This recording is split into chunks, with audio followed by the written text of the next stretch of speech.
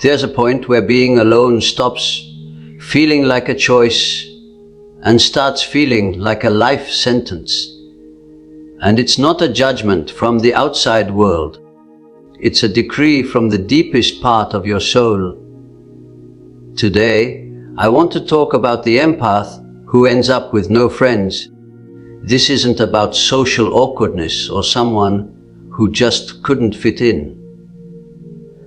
What you're seeing is the final result of a long, invisible war fought inside the unconscious mind. A battle between feeling everything and finding a way to survive it.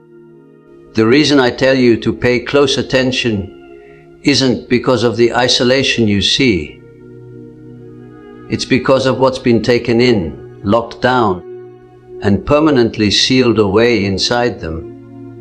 You have to realize that the empath walking a solitary path didn't just stumble onto it.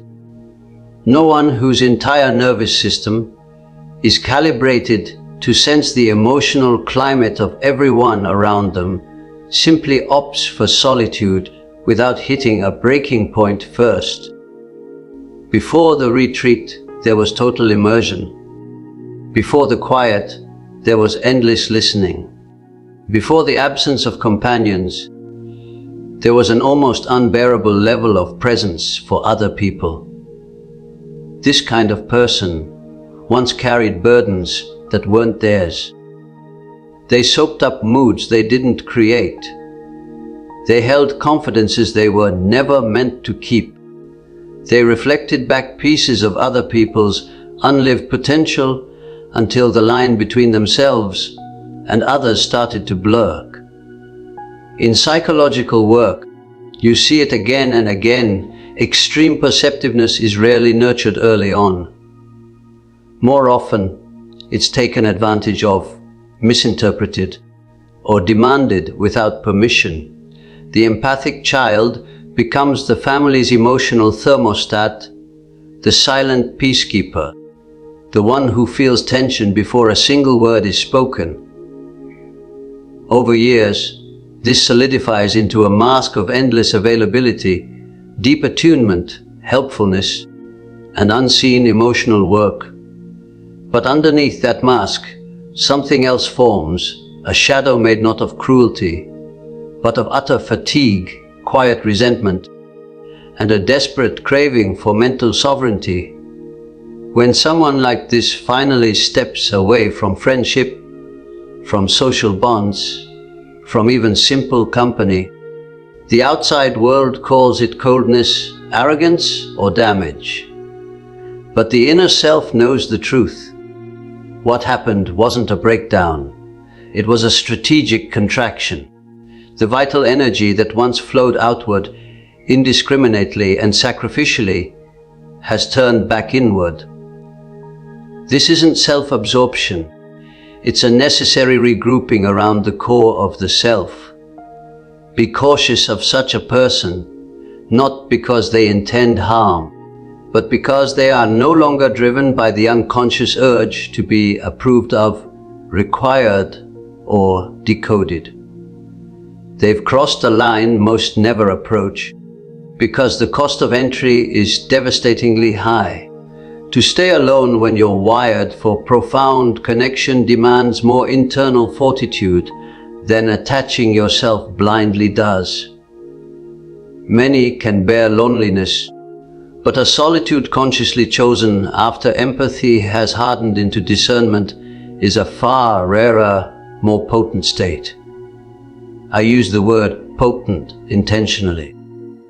In the realm of the psyche, potency doesn't always mean destruction. Sometimes it means resistance. The solitary empath is potent against projections. They don't easily accept the roles others try to hand them. They don't rush to calm anxieties that aren't their own. They've stopped volunteering their inner world as a dumping ground for the unresolved conflicts of the people nearby. And because of this, they are nerve individuals who rely, without realizing it, on empathic fuel to steady their own inner turmoil. In the dreams these individuals report, you often find scenes of empty homes, forgotten sanctuaries, or isolated lookout posts gazing over huge territories. These aren't symbols of poverty. They're symbols of watchfulness. The psyche has pulled back to higher ground. The crowded town of emotional complications has been left behind. What's left is elevation, a broader view, and quiet. Yet this quiet isn't empty. It's full of significance. The empath who keeps apart has learned, usually through painful experience, that closeness without borders is a form of self-annihilation. Every friendship once offered mutual exchange, but often delivered a one-sided drain. Every bond asked them to feel more, hold more, and forgive more.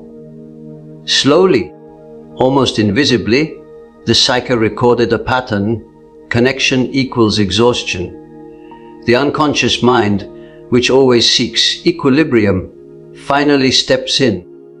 It pulls the person back, sometimes suddenly, sometimes through a gradual deadening of the desire for social contact. What looks like retreat is, in reality, a self-preserving act directed by the mind's deepest layers. Here is where misunderstanding becomes most hazardous. Society views withdrawal as a problem because it challenges collective norms. A person who doesn't seek external validation is hard to control. A person who no longer requires emotional reflection is hard to manipulate. The solitary empath doesn't broadcast their interior life, and it's precisely this opacity that creates discomfort. Others can't read them, can't predict them, can't depend on them in the familiar ways. Archetypally, this figure mirrors the hermit, the observer, the one who has turned from the marketplace of souls. But unlike the ascetic who renounces the world for spiritual purity, the empath withdraws because they have already ingested too much of the world's emotional undertow. They have gone down into the shared human unconscious not through study, but through direct, lived saturation. Their very nervous system knows how leaky human boundaries really are. I need to stress that this condition isn't necessarily permanent. It's not a final stop. It's an interval, a psychological winter, where the personality reshapes itself around a tougher center. Yet, during this interval, something irreversible happens. The individual learns that relating is optional, not obligatory. Affection becomes a decision, not a reflex. Presence becomes deliberate, not automatic. And once this understanding takes root, the psyche can't go back to its former naivete. This is why you must be careful, especially if you approach such a person with hidden expectations. They won't perform intimacy on command. They won't bleed emotionally to prove they care. They won't save, manage, or fix you simply because you're near. What they give, if they give anything at all, is measured, aware, and limited. To a psyche used to excess, this feels like rejection. To the psyche that has learned restraint, it feels like sanity. In therapeutic observation, I've seen that when a solitary empath finally lets someone near again, it's not due to raw chemistry, charisma, or shared pain. It's because the other person doesn't demand extraction. Their presence must be non-intrusive, non-consuming, capable of standing firm without leaning. Few can meet this standard. Few even realize they can't. The danger then lies in mistaking absence for vacancy. We tend to underestimate those who keep no friends. We assume a lack where there is actually consolidation. The unconscious knows better. It senses the density, the gravity, the contained power of a psyche that has stopped spilling energy into every relational crevice. Such a person doesn't shine loudly. They exert a subtle gravitational pull. When you meet a solitary empath, notice not what they say, but what no longer stirs within them. The old triggers don't work. The emotional bait slides off. Praise doesn't inflate their ego. Criticism doesn't penetrate. This neutrality isn't apathy. It's synthesis. The shadow has been faced. The projection has been reclaimed. The mask has been loosened. What remains is a quieter, more substantial presence, one that doesn't require an audience to validate its existence. What disturbs most people standing before an empath with no friends isn't the silence itself, but the lack of need within that silence. The human psyche is used to bartering connection through hunger. We approach each other from a place of deficiency, through yearning, through the subtle trade of unmet desires. When that economy fails, when you meet someone whose inner architecture no longer revolves around being replenished by others, the unconscious reacts with wariness. Something vital to the social contract has been revoked. You must remember that friendship, as it's commonly lived, is rarely a meeting of whole selves. More often, it's a mutual, unspoken pact to stabilize each other's unresolved issues. One person offers attention in return for validation. Another offers loyalty in return for emotional management. These arrangements are largely unconscious, and they last only as long as both people remain unaware of the transaction. The empath, because of their heightened sensitivity, gets especially tangled in these exchanges. They feel the imbalance before they can articulate it. They sense when they're being used as an emotional crutch rather than met as a complete being. Over time, this creates a unique kind of wariness, not of the body, but of the spirit. It's the exhaustion that comes from being perpetually psychically on call, from living with your inner doors always open. The unconscious eventually responds by shutting them. This shutting is often misread as bitterness or pessimism. But in truth, it's a developmental imperative. The psyche cannot become itself while it's endlessly scattered among others. When I speak of individuation, I don't mean isolation for its own sake. Individuation isn't the rejection of relationship, but the clear separation of the self from the collective psyche. The solitary empath has crossed a crucial threshold here. They have recognized, usually through suffering, that constant relational immersion blocks the formation of a true inner center. Their solitude isn't antisocial, it's anti-fusion. In dreams, this phase is often marked by images of solid walls, locked doors, or dense forests that won't allow entry. These symbols don't indicate a fear of intimacy, as surface readings might claim. Rather, they show a psyche defending the conditions it needs to transform. Alchemy requires a sealed container without a vessel. Nothing core can be changed. The empath who keeps no friends has, consciously or not, become such a vessel.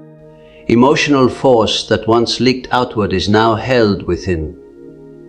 This retention can feel strange at first, even alarming. There's often a period of numbness, a sense of emotional winter where the person questions if they've lost the ability to feel at all. But this is an illusion born from contrast.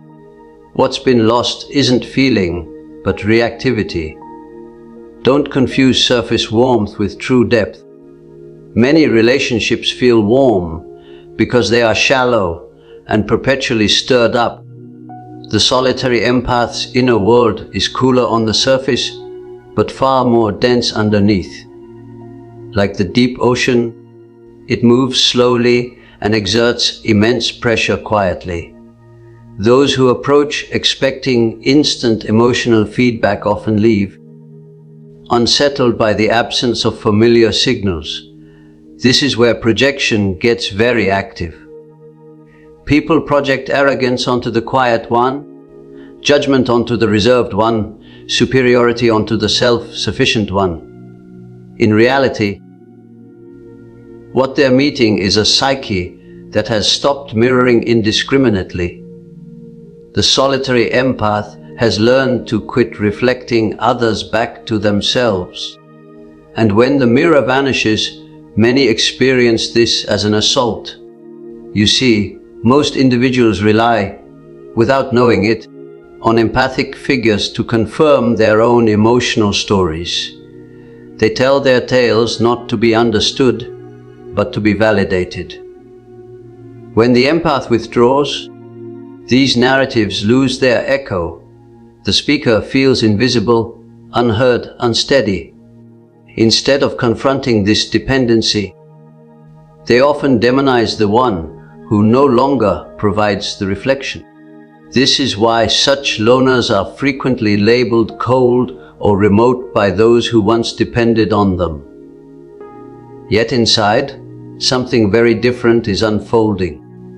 The psyche is restructuring itself around a more authentic axis.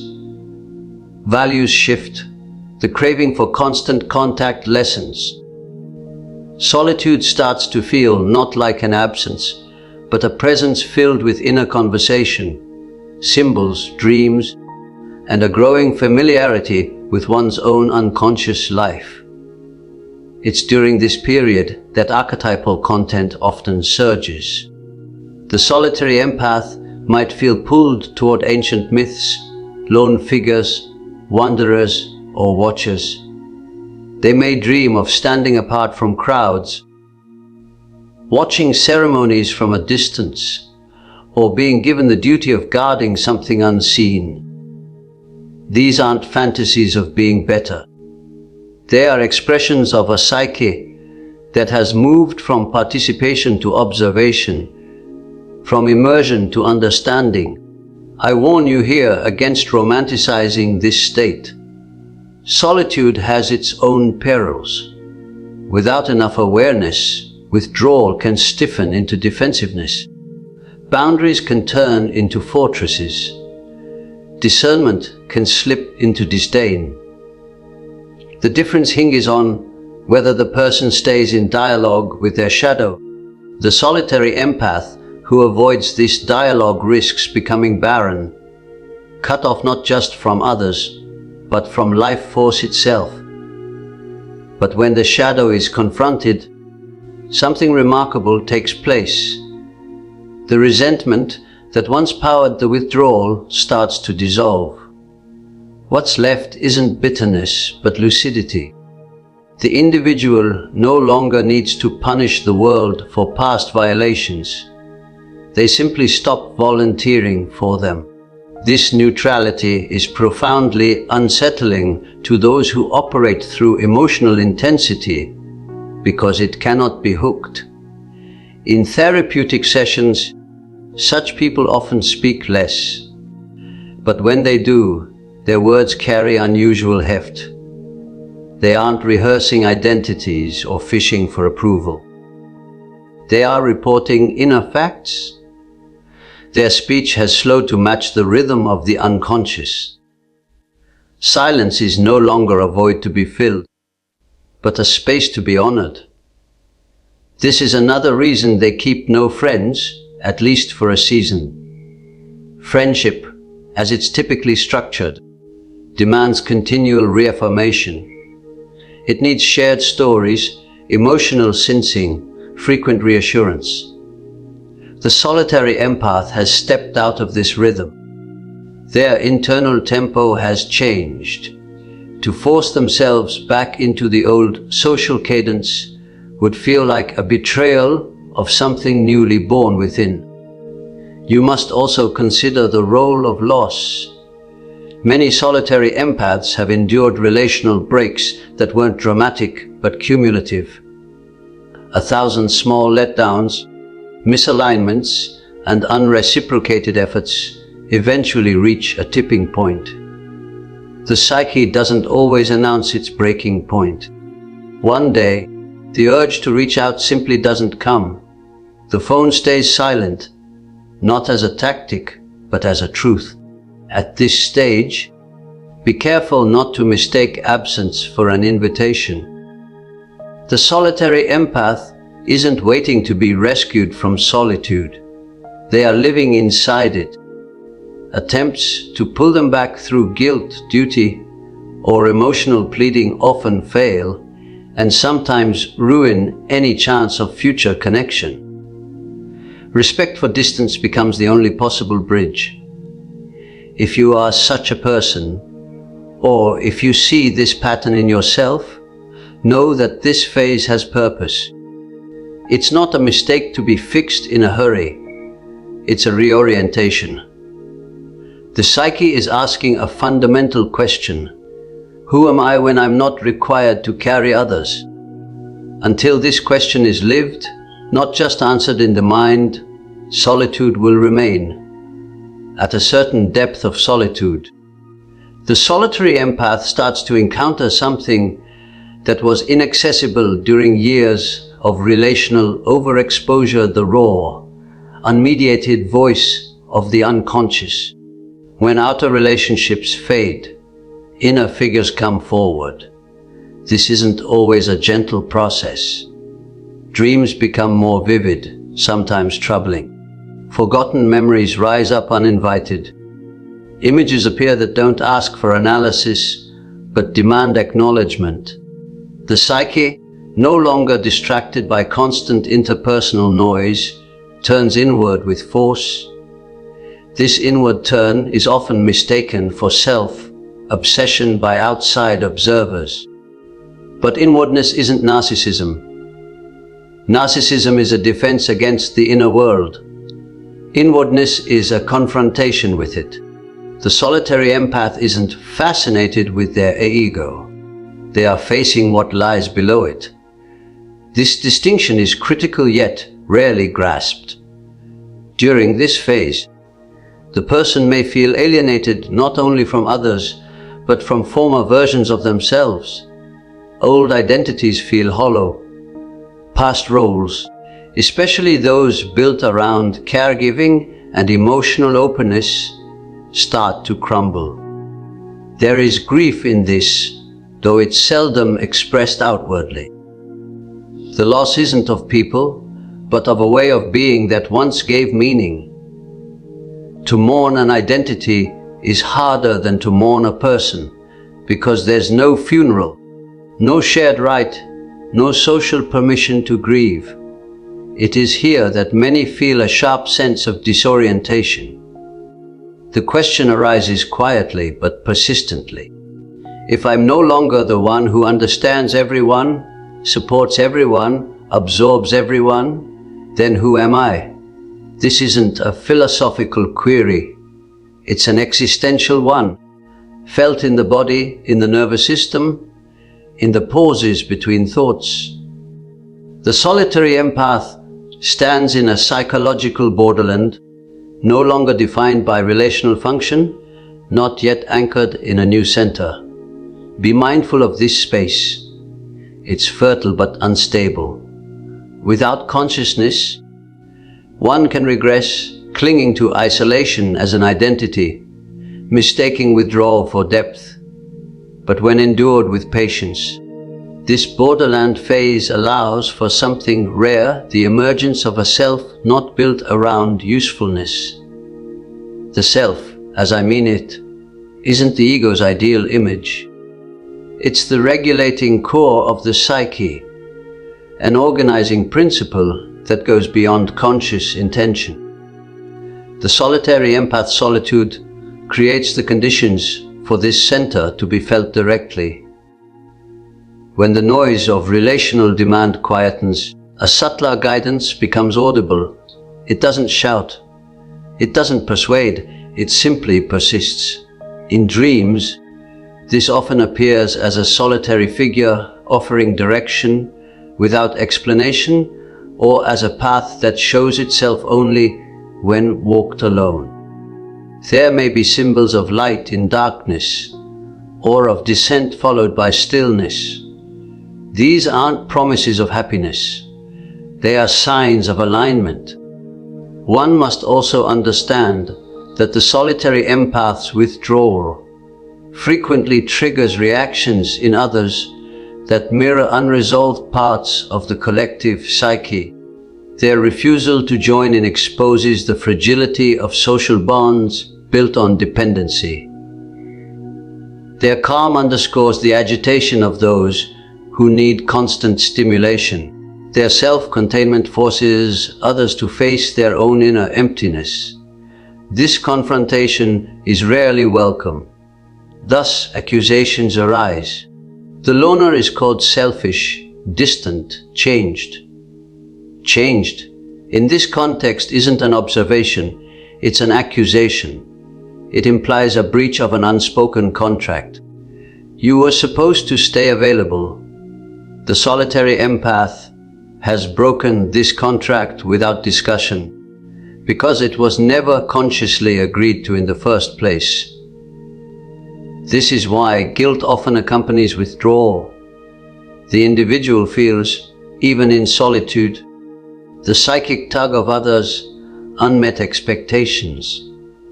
They may feel responsible for the discomfort their absence creates. This guilt is a leftover of the old mask, the one that equated worth with emotional labor. To move past it requires a painful but necessary insight. Responsibility for others' inner balance is an illusion. The unconscious doesn't ask whether this insight is socially acceptable. It asks whether it's true. And truth, once perceived at a certain depth, cannot be unseen. The solitary empath may try briefly to return to old relational habits, but the body often resists. Fatigue returns quickly. Irritation surfaces without clear cause. The psyche signals that the old arrangement is no longer viable. At this stage, something paradoxical occurs. The individual may feel more compassion for humanity as a whole while feeling less tolerance for individual entanglements. This isn't a contradiction. It reflects a shift from personal rescue to impersonal understanding. The solitary empath sees suffering more clearly, but no longer believes it can be eased through self-erasure. This shift is deeply unsettling to those who equate empathy with self-sacrifice. They don't recognize a compassion that doesn't perform. Yet the psyche recognizes it as maturation. The heart has learned to feel without flooding. The mind has learned to perceive without merging. In the alchemical language that often arises spontaneously in such individual streams of thought, this phase corresponds to the blackness giving way to whiteness. The darkness has been endured. Separation has occurred. What emerges isn't gold, but clarity. The substance has been rinsed of excess. The solitary empath now carries a different kind of presence. It's less reactive, more observant. They speak when there is something to say, not to maintain connection. They listen without absorbing. They feel without drowning. This presence is often misread as detachment, but it's actually integration in progress. I must stress again, this state isn't antisocial by nature. It's selectively social. The solitary empath doesn't reject connection outright. They reject unconscious connection. They are waiting. Often without knowing it consciously, for encounters that don't require them to fragment themselves to participate. Such encounters are rare. They can't be forced. They emerge when two individuals can stand in their own psychic centers without leaning. Until then, solitude remains preferable to distortion. At a later stage in this solitary passage, something subtle but decisive begins to shift. The solitary empath no longer experiences solitude as defense or even as recovery. It becomes orientation. The psyche is no longer just protecting itself from further intrusion. It is calibrating itself toward a different mode of being in the world. This is where misunderstanding deepens, because from the outside nothing dramatic seems to happen.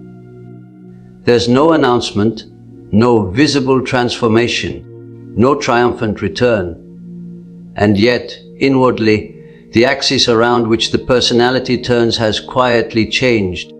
What was once organized around responsiveness becomes organized around resonance.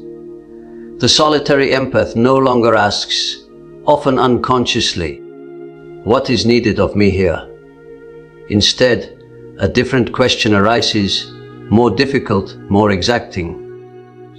What is true for me in this moment? This question is dangerous to social harmony because it can't be answered collectively. It's answered in solitude through sensation, intuition, and the slow feedback of inner alignment or misalignment. Many people never ask this question seriously because they are cushioned by constant relational noise. The solitary empath, having stepped out of that noise, can't avoid it. Silence sharpens perception. In the absence of external demands, the psyche becomes exquisitely sensitive to falseness, especially its own. This produces a period of inward friction. The person notices how often they once spoke without conviction, agreed without assent, stayed without desire. These realizations sting, not because they blame others, but because they expose self-betrayal. It is here that shame may arise. Not the shame of being flawed, but the shame of having lived too long against one's own inner truth. This is a mature shame, if such a phrase is allowed. It doesn't paralyze. It instructs. It says quietly, but firmly, this cannot continue. And because the solitary empath is no longer numbed by constant connection, the instruction is heard. At this depth, solitude begins to feel less like absence and more like fidelity, fidelity to one's own psychic reality. The individual senses that to re-enter relationships prematurely, before this fidelity is firm, would mean repeating the old pattern under a new disguise. Thus, they remain alone, not out of fear, but out of respect for something fragile and unfinished within. From the outside, this looks like stubbornness. From the inside, it feels like tending a fire that has only just begun to burn on its own. Too much wind too soon would put it out. The solitary empath becomes protective not of an identity, but of a process. It's during this phase that one often sees a striking reduction in speech. Words are used sparingly, not because there's nothing to say, but because language itself feels too blunt to carry what is forming. There's a growing preference for inward symbol over outward explanation. Dreams, fantasies, bodily sensations, fleeting images during waking life, all become carriers of meaning. The unconscious is speaking in its own tongue, and the ego, for once, is listening. This listening isn't passive. It requires endurance without the distraction of social exchange. The psyche confronts its own contradictions directly. The solitary empath becomes aware of impulses they once disowned: anger at being used, aggression in the service of self-protection, even a certain coldness that now appears not as pathology but as boundary. To integrate these qualities without being possessed by them is delicate work.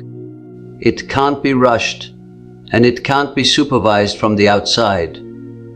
Beware, then, of interrupting such a process with demands for explanation. When others ask, often with concern thinly veiling curiosity, "Why have you changed?" they aren't truly asking for understanding. They are asking for reassurance that the old relational order still holds. The solitary empath senses this immediately. To answer honestly would be to speak from a place still forming. To answer falsely would be to betray it. Thus, silence becomes the least damaging response. This silence is often interpreted as a withdrawal of affection. But affection that must constantly be signaled to exist is already unstable. The solitary empath has learned this too well. What remains is a quieter capacity for connection, one that doesn't announce itself but is unmistakable when present. It's the difference between emotional display and emotional truth. At this point, another misunderstanding often arises. People assume that because the solitary empath keeps no friends, they must feel superior to those who do. In reality, the opposite is often true. There's a deep humility in recognizing one's limits.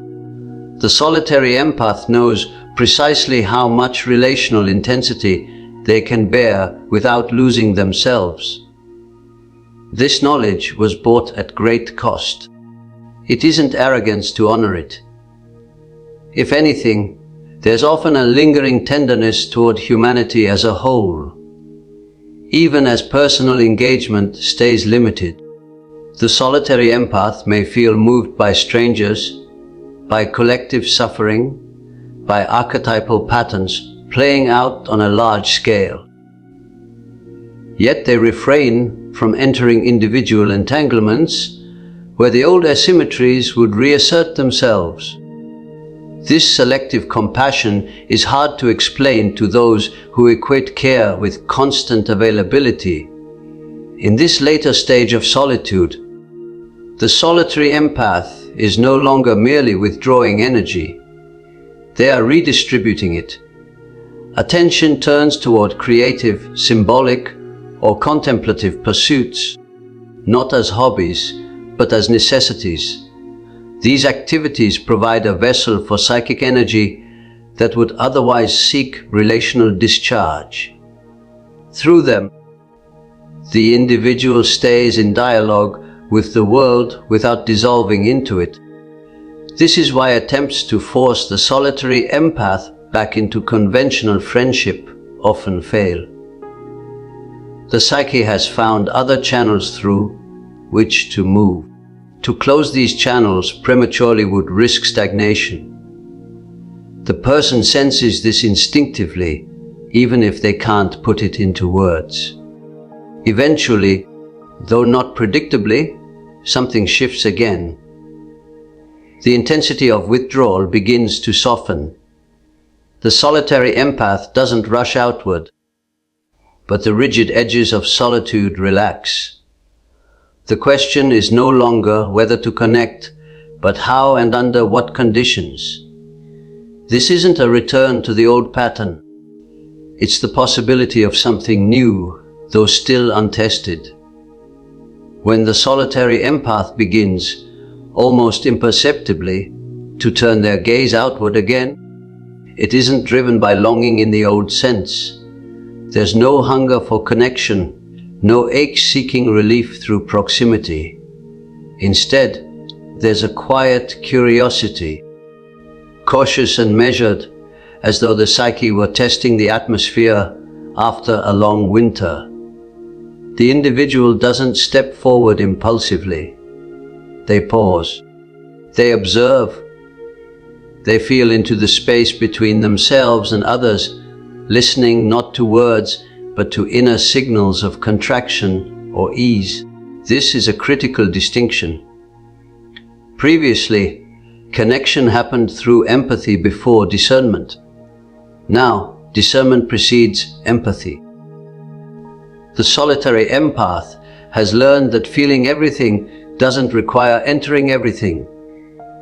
This shift alone marks a profound psychological transformation. It is here that others often sense a difference without being able to name it. The person seems the same, yet not the same. Softer, perhaps, but also more solid. Less reactive, less eager, less available, yet strangely more present. Those who attempt to approach such a person with old expectations encounter a kind of quiet resistance, not hostility, not rejection, but a lack of opening. The solitary empath no longer opens by default. Openness must now be earned through congruence. The other must arrive without urgency, without demand, without the subtle pull of extraction. Few are accustomed to this. Many mistake it for disinterest and retreat. This, too, is part of the selection process. For the solitary empath, this stage brings a subtle grief, not the grief of isolation, but the grief of recognition. They see, often with painful clarity, how rare mutual presence truly is.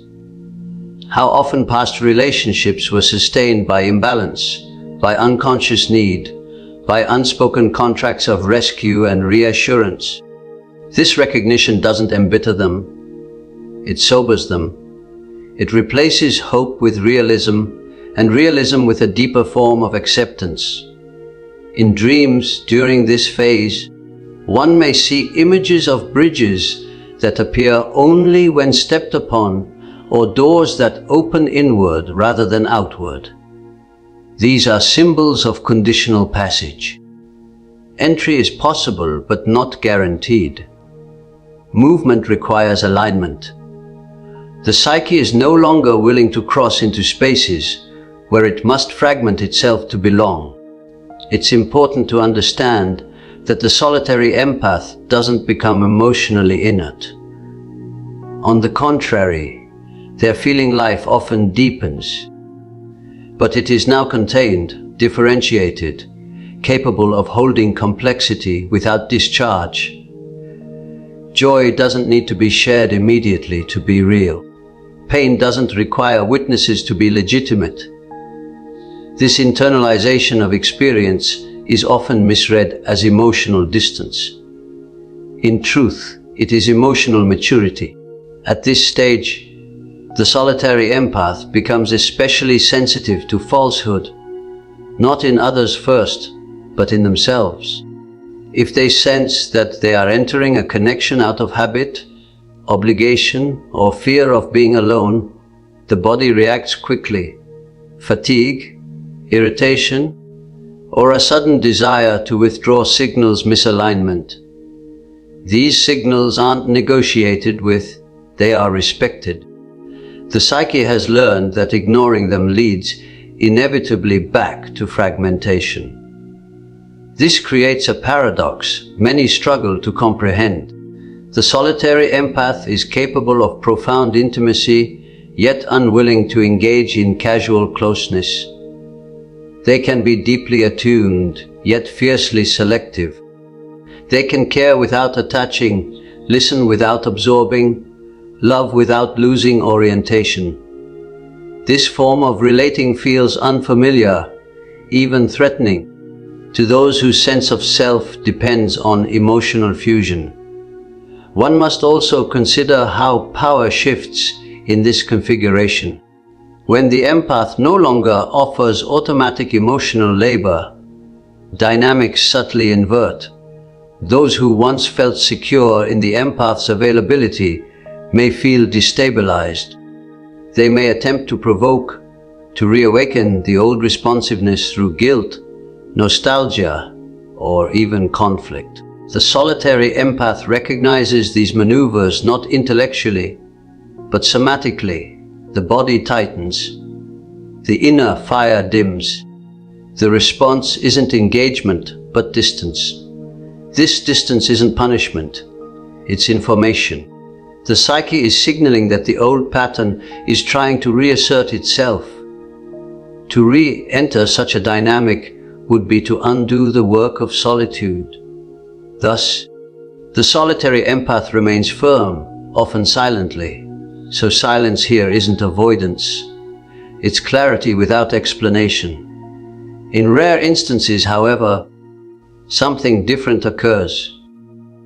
The solitary empath encounters another who doesn't rush to fill the silence, who doesn't interpret restraint as rejection, who doesn't demand emotional proof.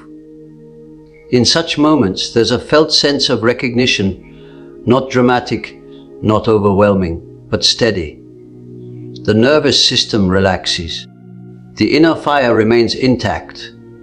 The psyche does not fragment. These encounters are few, but they are decisive. They show the solitary empath that connection need not equal depletion. That presence can coexist with sovereignty. That intimacy can occur without a collapse of boundaries. Such relationships often unfold slowly, with long pauses, with respect for inner rhythms. They don't require constant reinforcement. They endure silence. This is why the solitary empath keeps no friends for so long, not because they reject humanity, but because they are waiting, often unconsciously, for a different order of relating, an order not based on need, but on resonance, not on rescue, but on mutual standing, not on emotional excess, but on psychological truth. One must be careful here not to turn this into an ideal. The solitary empath doesn't become superior to others. They simply become less available to unconscious patterns. This can feel isolating, even tragic at times. There are moments when the individual wonders whether the price of integrity is too high, whether a simpler, less conscious life might have been easier. These doubts are part of the process. They aren't signs of failure. Yet, once the psyche has tasted this level of self-possession, it cannot return to innocence. The solitary empath has crossed a threshold. Even when connection occurs again, it will never resemble what came before. Something has been withdrawn permanently. Something else has been born. At a deeper level still, the solitude of the solitary empath reveals itself not merely as a personal adaptation, but as a phenomenon with collective significance. Every individual psyche is embedded within the larger psychic field of humanity, and when a certain configuration repeats across many lives, it's never accidental.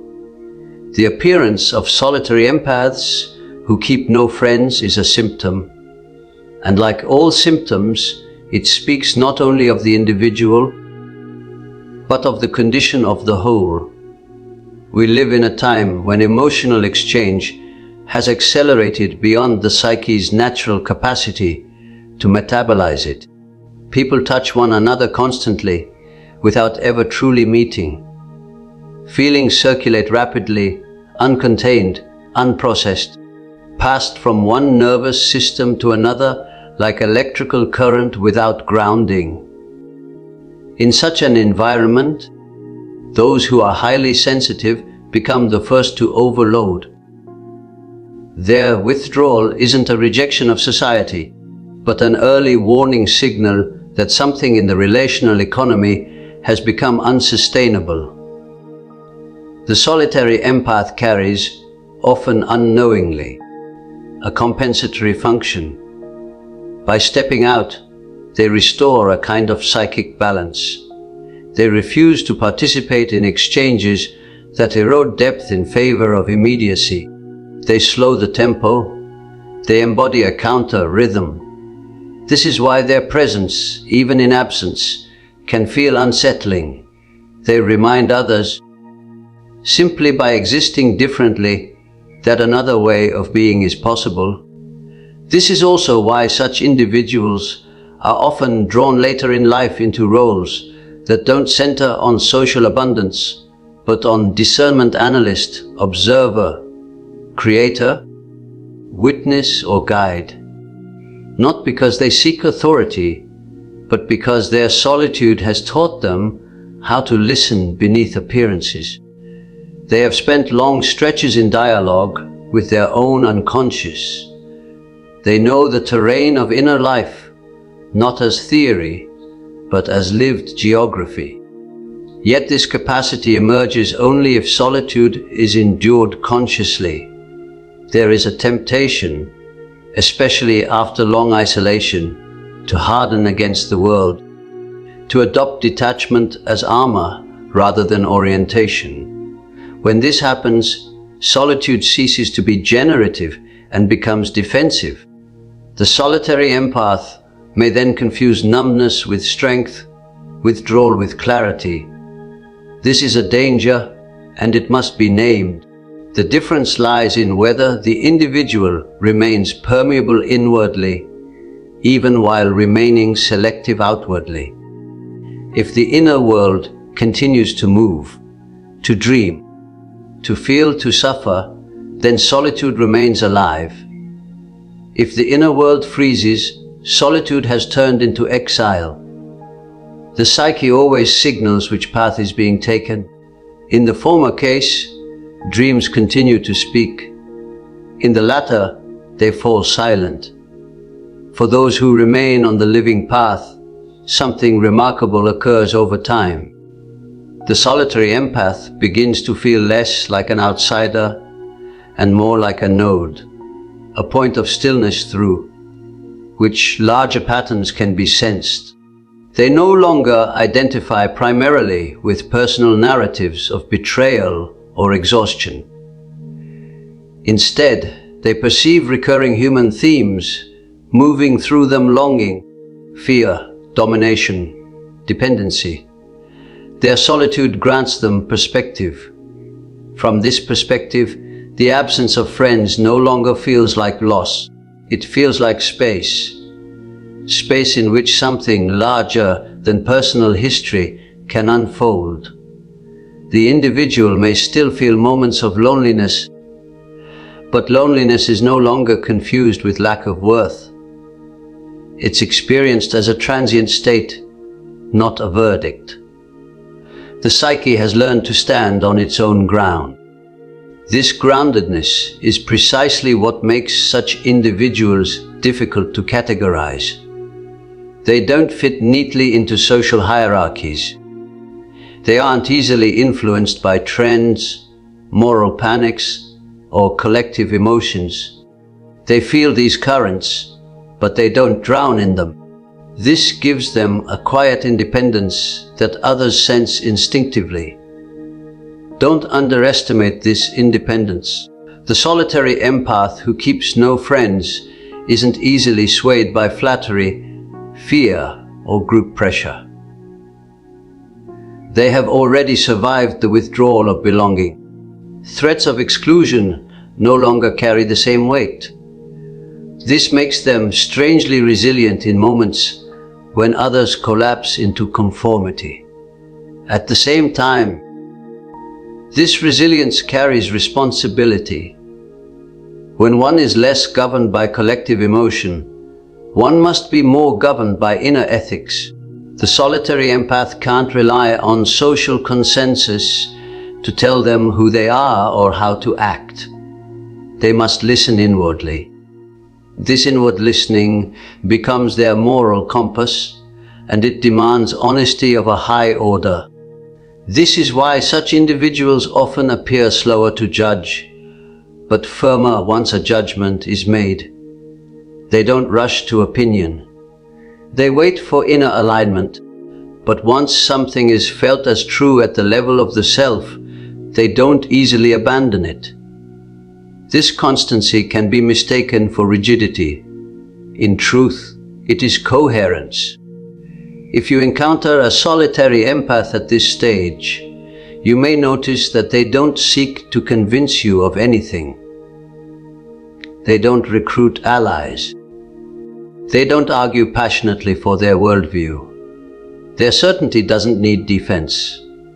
It rests quietly within them. This, more than any overt behavior, is what makes them formidable to systems built on emotional leverage. From the perspective of depth psychology, such figures serve as boundary markers within the collective psyche. They indicate where relational excess has gone too far, where empathy has been distorted into obligation, where connection has replaced consciousness. Their solitude is a correction, not an error. Yet this correction comes at a cost. The solitary empath often carries a sense of being out of time or out of place. They may feel that they arrived too early for a way of relating that has not yet become common, or that they have outgrown one that still dominates. This temporal dislocation can be painful. It requires patience without guarantee. Still, the psyche doesn't move without purpose. What appears now as isolation may later reveal itself as preparation. The solitary empath has been refining perception, strengthening boundaries, and learning to remain present without dissolving. These aren't small achievements. They are prerequisites for a different quality of connection, one that may only become possible when more individuals are capable of standing as whole selves. When the long arc of solitude has done its work, when the solitary empath has neither fled the world nor armored themselves against it, a subtle integration begins to occur. This integration isn't dramatic.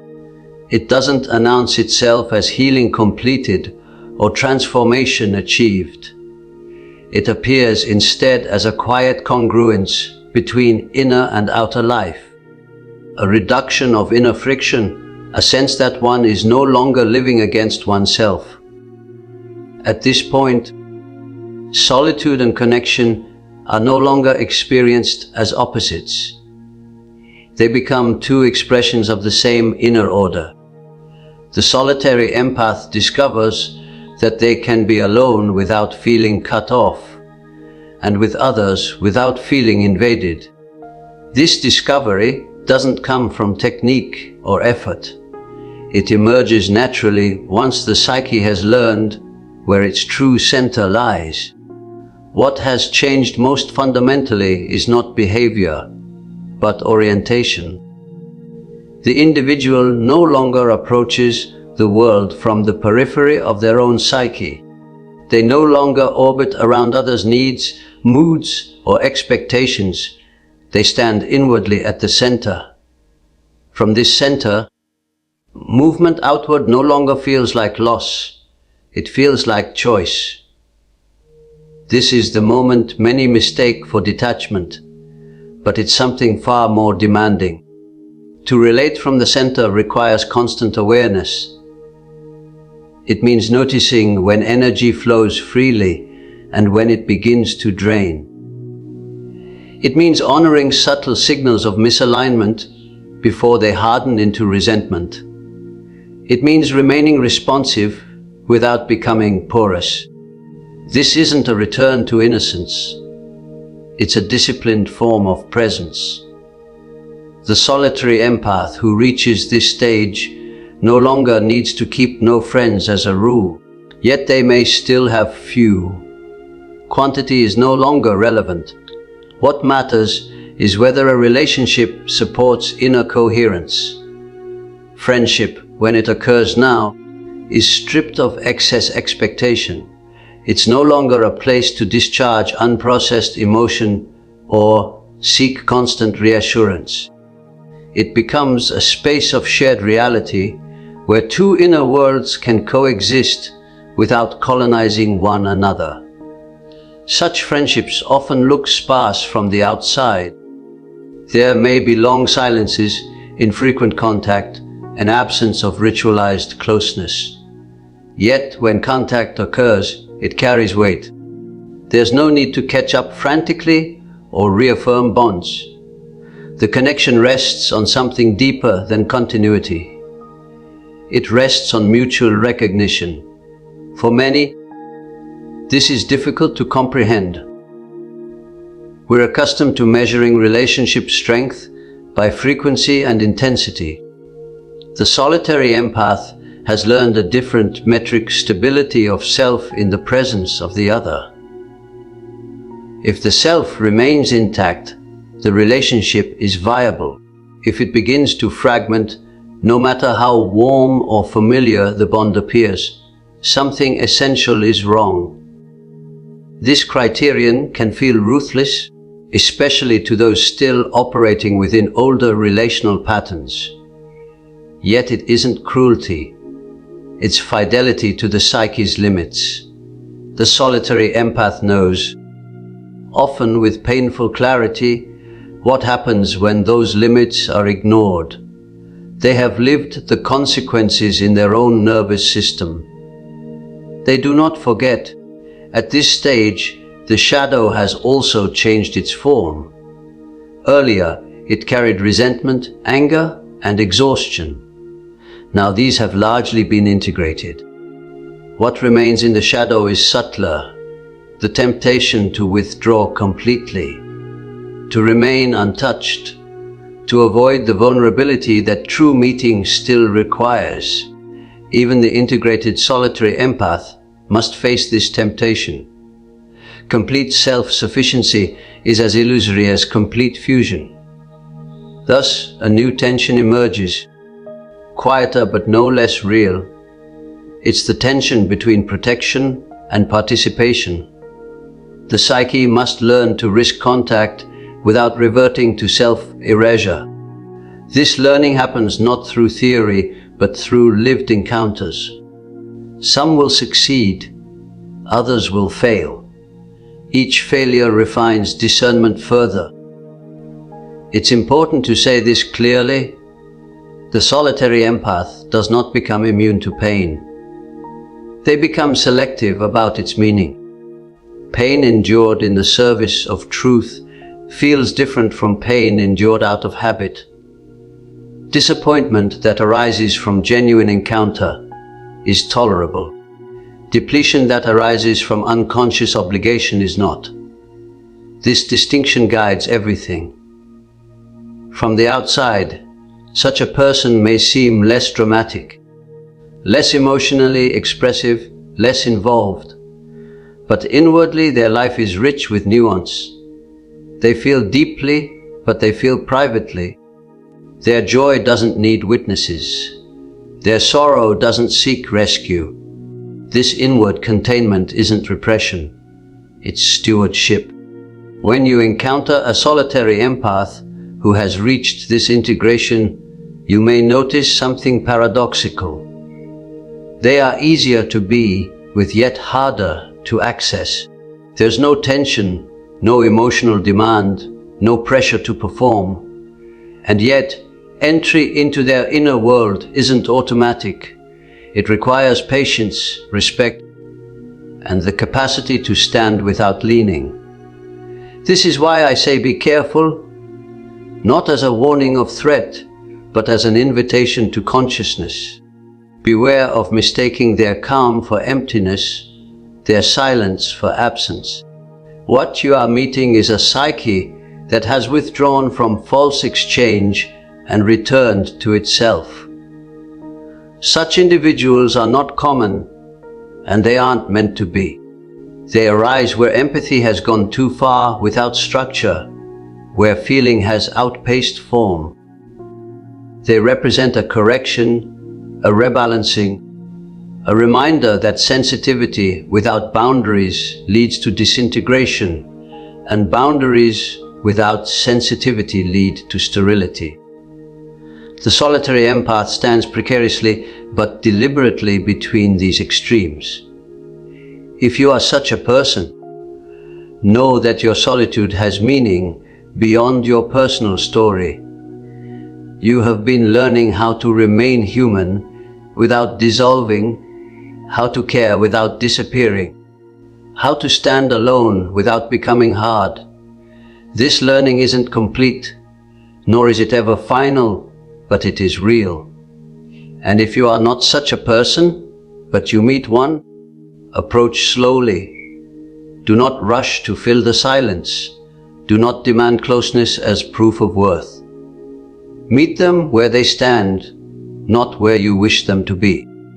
If you can do this, something rare may occur, a connection that does not consume, and a solitude that is no longer lonely. This is where the journey leads, not back to the crowd, nor into permanent exile, but into a quieter participation in life where the psyche remains whole even in the presence of another.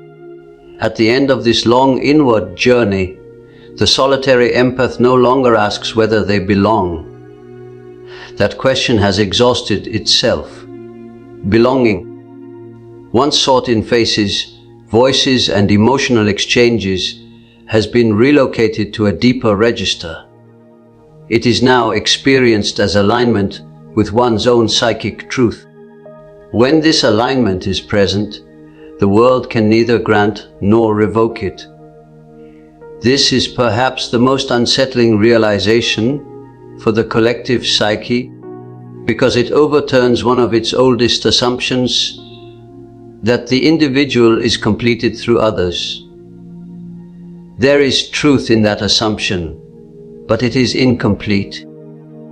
Completion through others is possible only after completion within oneself has begun. Without that, relationship becomes compensation rather than meeting. The solitary empath has learned this lesson not through abstraction, but through lived consequence. They have felt what happens when empathy is offered without structure, when openness is mistaken for virtue, when love becomes indistinguishable from disappearance. Their solitude was not a retreat from life, but a descent into its foundations. And from that descent, they have returned changed. What marks this return is not sociability, but discernment. The solitary empath now recognizes that not every invitation is an opportunity, not every bond a blessing, not every closeness a good. This recognition doesn't harden the heart, it clarifies it. The heart no longer opens reflexively, it opens intelligently. This intelligence isn't calculated. It's instinctive, rooted in the body, guided by subtle inner signals that were once drowned out by noise. The person senses when a situation supports wholeness and when it demands fragmentation. They don't argue with this sensing. They trust it because it has proven itself again and again. At this stage, even solitude loses its earlier intensity. It's no longer a stance that must be defended. It simply exists as one mode among others. The solitary empath can move between aloneness and togetherness without inner drama. There's no need to announce either state. Both are legitimate. Both are inhabited consciously. The psyche, having endured separation, no longer fears connection, and having learned connection's cost, no longer romanticizes it. This balance is fragile, but it is real. It cannot be taught. It can only be lived into. From the perspective of depth psychology, this is a quiet form of individuation. Not the heroic individuation of myths and symbols, but the ordinary, difficult individuation of everyday life. The individual remains embedded in the world, yet no longer dissolved by it. They are influenced but not governed, touched but not overtaken. Such people often go unnoticed. They don't advertise their insight. They don't preach withdrawal or glorify solitude. They live simply, with fewer entanglements, fewer explanations, fewer regrets. Their presence doesn't dominate a room, but it alters its atmosphere subtly. Others may feel calmer, or strangely exposed, or quietly seen. The solitary empath doesn't intend this effect. It arises naturally from coherence. This is why I say be careful once more, not in fear, but in awareness. Be careful of reducing such a person to a label. Be careful of assuming damage where there is discipline. Be careful of mistaking silence for absence or solitude for emptiness. The psyche that has learned to stand alone is not lacking. It is concentrated. And if you find yourself on this path, perhaps unwillingly, perhaps without having named it, do not rush to correct it. Ask instead what is being protected, what is being formed, what is being asked of you at this depth. The psyche does not withdraw without reason. It does so when something essential can no longer survive in the open. The task is not to remain alone forever, nor to return blindly to the old ways. The task is to carry what has been learned back into life without betraying it, to relate without disappearing, to feel without flooding, to care without self-erasure. This task has no applause, it has no clear markers, but it has weight in the end. The solitary empath does not stand against humanity. They stand for a different relationship to it. One rooted not in need, but in truth. Not in fusion, but in presence. Not in constant exchange, but in meaningful contact. This is the quiet transformation taking place beneath the surface of our time. It does not trend. It does not announce itself, but it matters. And that is enough. If this exploration resonated with you, please like this video. It helps the winds of thought channel reach others on a similar path. Thank you for watching.